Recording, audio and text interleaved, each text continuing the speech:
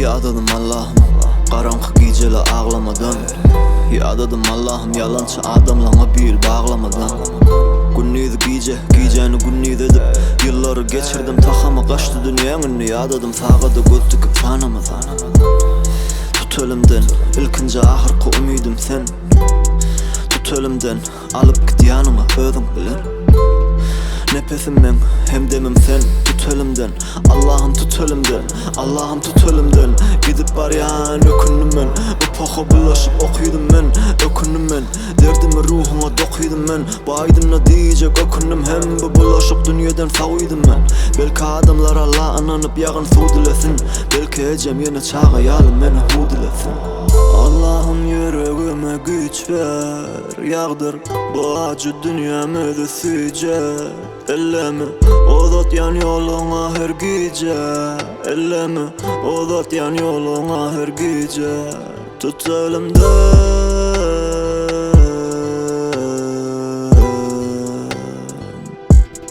tut elimden.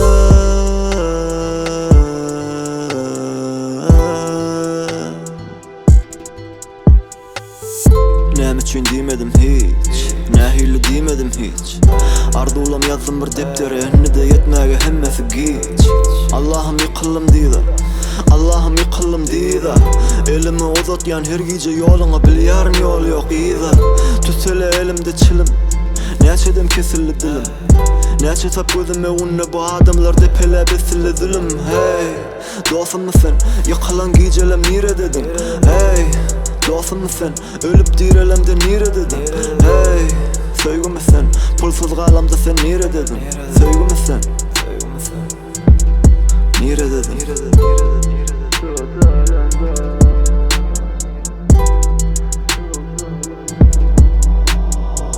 Allah'ım yüreğime güç ver, yağdır bu acı dünyamı da süce.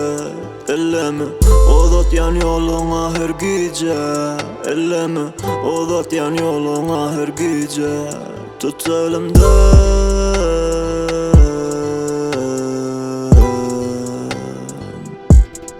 tut elimden.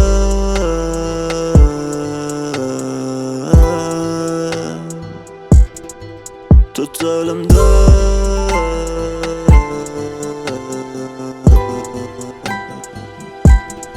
tut elimden.